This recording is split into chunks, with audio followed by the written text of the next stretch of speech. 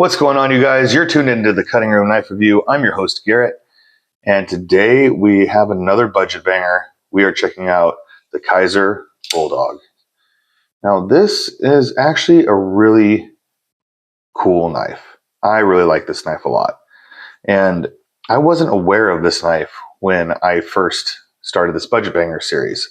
I think I'd probably seen it online, but I had never handled it.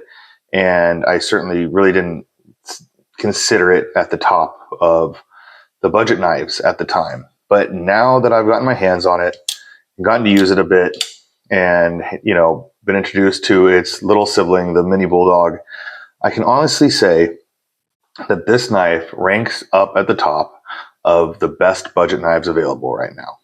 What's up, guys? I'm Garrett. You're tuned in to the Cutting Room Knife Review, where I review knives, blades, and all things sharp. Please like and subscribe so I can keep bringing you more killer knife content. And that's not, really something I'd say lightly. There's a lot of really good knives that are, budget knives that are out right now. See, we have, of course, the Kizer Drop Bear 2, and this one has the button-activated compression lock or button-activated liner lock, top liner lock, whatever we want to call it. It's a really good locking system. It's a really light knife, really good ergonomics, traditional style. Really can't go wrong with this. We also have, of course, the Civivi Vision and FG. And this is another knife that you get a whole bunch of knife for the money. You really do. It's snappy, has a great edge on it, Nitro B blade, really fidget friendly, pretty good ergonomics on it. About perfect everyday carry size. Once again, you really can't go wrong with that knife. Well, the Kizer full-size Bulldog is comfortable in the hands, great blade geometry, great aesthetics, has higher quality steel than either of the other models, at least for the budget price. Has the Kizer clutch lock on it, has this really, it's like rough edged, but I just love it. I like the micarta on this knife. I really do. It has, nested liners in the micarta, has, a deep carry pocket clip that's ambidextrous, locks ambidextrous, really good action on it. This knife is up there with the best of any budget knife, and it's not that expensive either. Spoiler alert, guys. I really like this knife. I really do. Let's get into the specifications and the materials that make up the Bulldog right now. So, the Kizer Bulldog, we're starting out with an overall length of 7.22 inches. We have a blade length of 3 inches on the dot. We have a blade thickness of 0.11. So right there, guys, we already have basically a perfect carry size knife. We have a 4.22 inch handle length, and then we have a weight of 3.43 ounces. Honestly, this knife is an incredible carry. It's really comfortable in the hands. It is not very big in the pocket. It has a really, really nicely shaped sheep's foot blade in 154 cm steel. It's got a flat grind on it, a nice belly to the sheep's foot. We have this jimping that's up top on the spine that goes down into this lower groove of the sheep's foot spine. And I can really, really get my thumb on top of the knife and dig into any cuts with it right there. We have thumb studs for deployment. It runs on bearings and is just very smooth. It's what you get from Kizer these days. The good models that Kizer's putting out, I'm not saying every model that Kizer put out is screaming, but the good ones that they're putting out right now are just absolutely amazing knives, especially for the price. This knife only costs $69. So it's a little bit more expensive, just slightly, than this Kizer Drop Bear. And we're talking a few bucks. It's a little bit cheaper than the Civivi Vision FG. It's really a great knife, and even though it's only 7.22 inches, it feels like it's a lot bigger than it is. It carries kind of small, feels really big in my hands, feels robust, feels like I can really get a nice grip on this blade, have a lot of control over it wherever I want to hold my thumb. There's jimping even for a pinch grip, and this is very comfortable. Put your fingers on the studs, other pointer finger, index finger on this pinch grip up here, and do some real detail work if you wanted to. I'm a big fan of sheepsfoot blades. I like kind of this is kind of an oxymoron, but rather like straight blades with a bit of a belly, rather than like a big curved swooping drop point. Or I kind of like the sheepsfoot. I'm a big fan of it, especially one that has a bit of a belly to it. It's a little bit more all around. You can do a little bit more with it than you can just a very straight, Warncliffe style blade that's almost just a razor blade straight across. All in all, this knife is really well put together. Materials are nice. Everything from the scales, the nested liner, the crossbar lock, which is the clutch lock. I'm sorry. The crossbar lock, which is the clutch lock done by Kizer. It's an adjustable crossbar lock, so you can get it tighter on either side. So it can be tighter on your index finger side or your thumb side. And it is a pretty customizable little locking system. I'm not the biggest fan of crossbar locks, but if I have to have any, Kizer's is one of the best. So the way I found out about this knife was I went over and reviewed the Mini Bulldog, the little brother of this, the ultra compact, one of the smallest knives I've had on my show. And if you want an even smaller knife, this actually still fits in my hands really well. It's still actually really comfortable for how small of a knife this Mini Bulldog really is. The Mini Bulldog was released basically when I reviewed it. And I found about this knife because I saw it on, the knife reviewers that get the knives ahead of time. You all know who they are. They dropped their stuff on the Mini Bulldog, and I was like, oh, that knife looks cool. I'll have to check it out. And it's been one of my favorite subcompact or ultra compact knives that I've reviewed on this channel. Once I reviewed it, I, quickly realized that there was a original version to it, which was more of a full-size version. And I decided, yes, I definitely want to check this knife out. I definitely want to review it for you guys. This knife is designed by knife designer O.Sho, and he had won a design contest that Kizer put out with this original Bulldog. Then, of course, they collaborated with him again to put out the Mini Bulldog. It was cool. He apparently saw my review for the Mini Bulldog, and he dropped a line on it. It was really cool to have the knife designer just stop by and say what's up. He mentioned a few of the things that I had said about the Mini Bulldog and kind of agreed with me in a short post, which is nice to hear that my thoughts on a knife are kind of in line with what the knife designer's thoughts set out to be. So he succeeded in his design and his ability to take his design features of these knives and have them be easily translatable by the masses. I don't know if that's the right word. Just easily received, easily understood by the users of his knife that he designed. And I think that one of the biggest takeaways from this knife is how low the blade sits away from the handle. And how the handle is designed allows it to fit in a big hand very easily. Just this curved handle allows for a lot more just real estate to be on the handle, even with a short distance being this way. So since we bent this out and arced it up, we actually have a longer amount of material going like this, filling up my hand, than we would if it was just straight. It's just a cool little trick that they did to make a big handle take up less space. Also, dropping down the blade is probably the magic of where the magic of this knife really lies. We have a cool sheep's foot blade shape. I like it. I like the jimping on it. But really, the magic of this blade is the fact that it drops down right there. It sits below the hands. So where my knuckle sits is basically the end of the blade.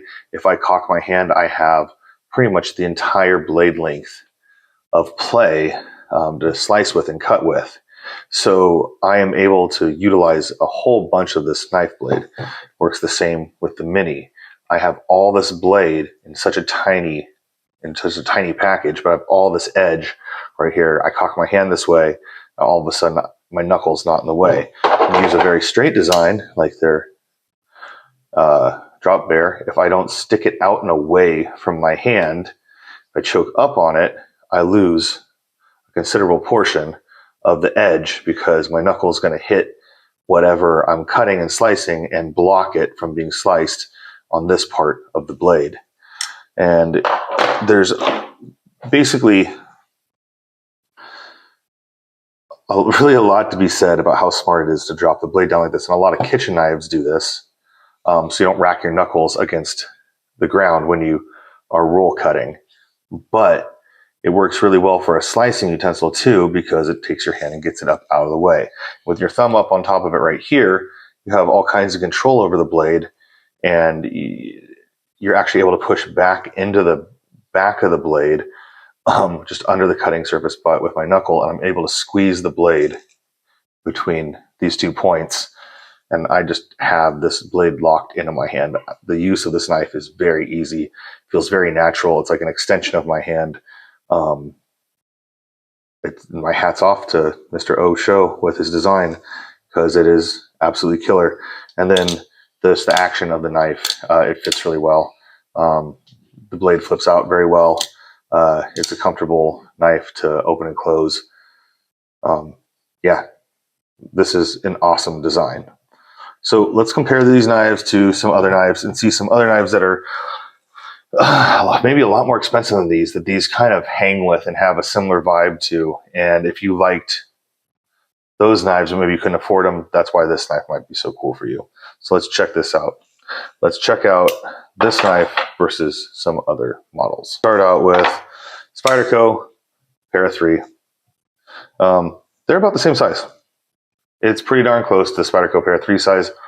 Feels like a bigger knife. I can straight up tell you right now, this, like you can see right here, you don't have as much blade to play with. This feels like I have to choke up on the knife to really have it in my hands right. Para 3 is one of my favorite knives. Not dissing it at all. Not dissing it at all. Love this knife. Absolutely adore this knife, especially this one that I built. But a lot more knife in my hands. It just feels like a lot more robust. They're about the same length when they're open, but just how the blade sits and how the handle sits in your hand, this feels like a much more robust, bigger knife. This feels much more like a compact knife, even though they're taking up about the same real estate. So comparing it to the Paramilitary 2. Paramilitary 2 is a bit bigger than this knife, a bit longer. But really when I put this in my hand, Paramilitary 2 feels a little bit bigger. The handle's a bit bigger. But the blade doesn't feel too much bigger. Like it's a little bit longer, but this blade feels really capable.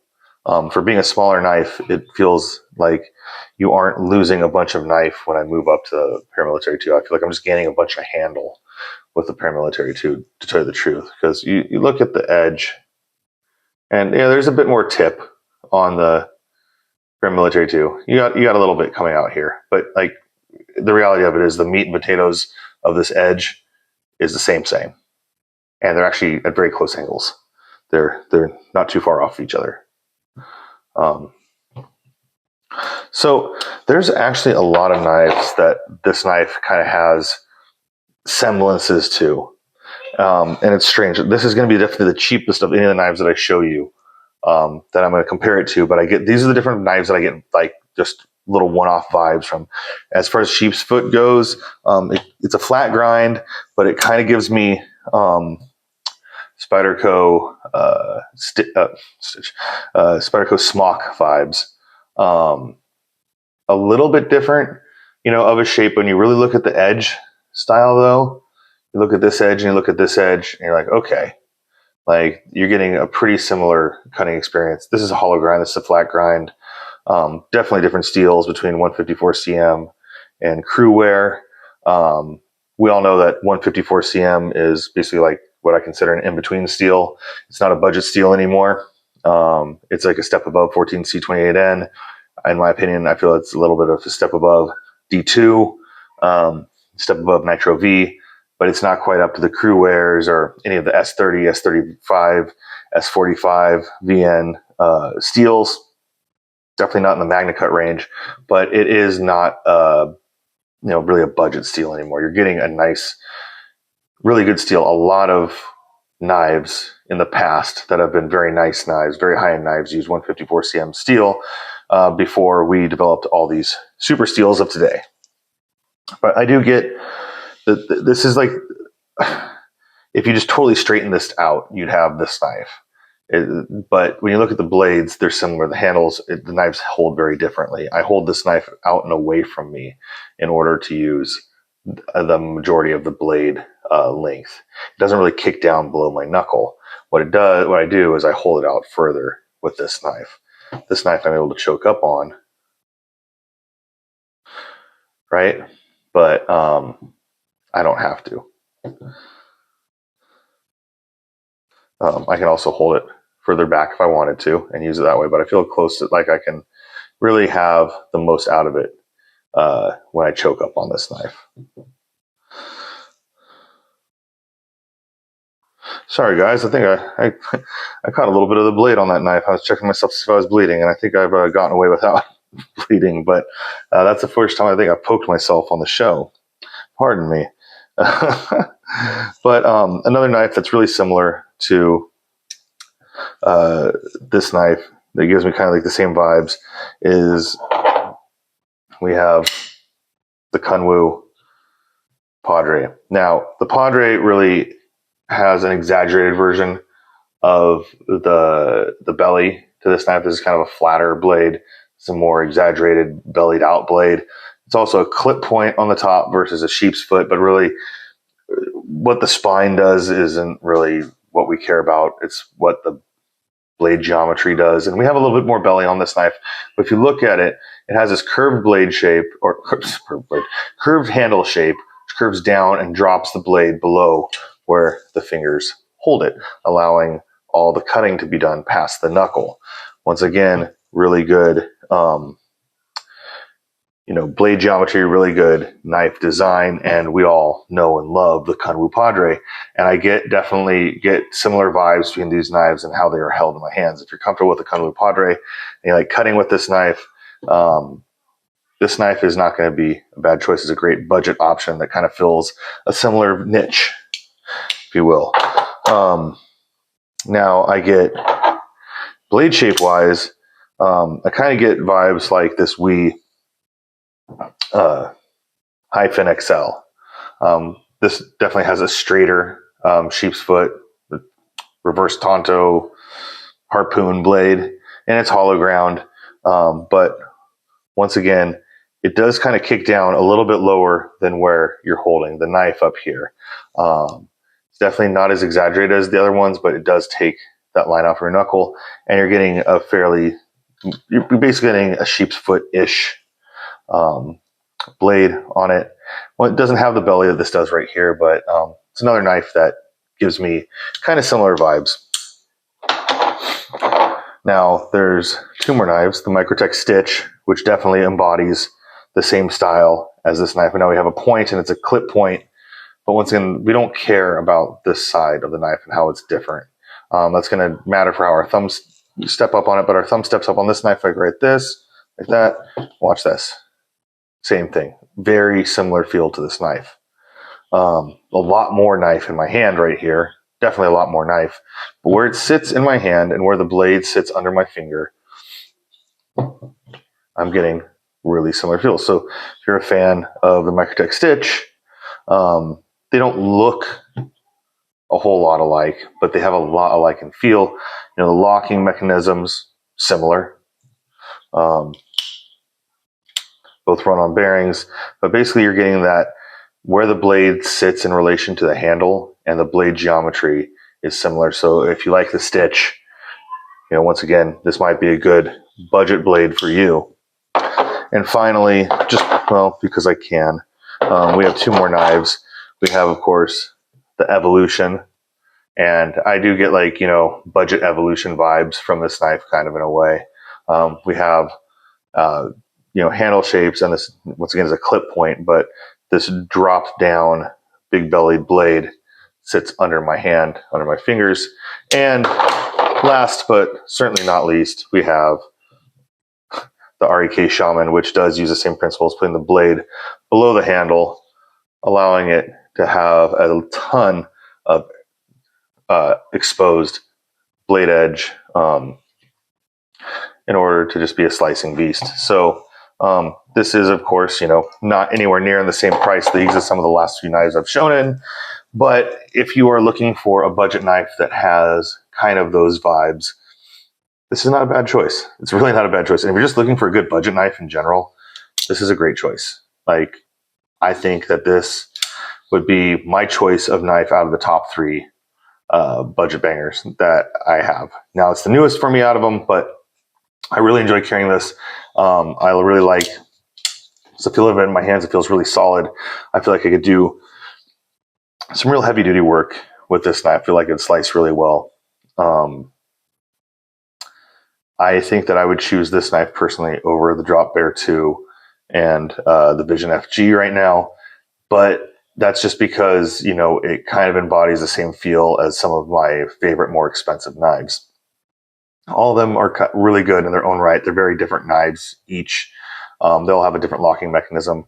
They all have, you know, different blade shapes. So really, utility is going to dictate maybe what your favorite is, how you use it, what you use it for. No, none of the three are bad knives by any means. They're all great choices, but I would definitely nominate this up into the top three of the best budget knives that I've came across on this show so far. So that's that. I love this knife. It's a great budget knife. If you haven't checked it out, $69.99, $70 basically. Can't go wrong. 154 cm for $70. Clutch lock, great action. Good or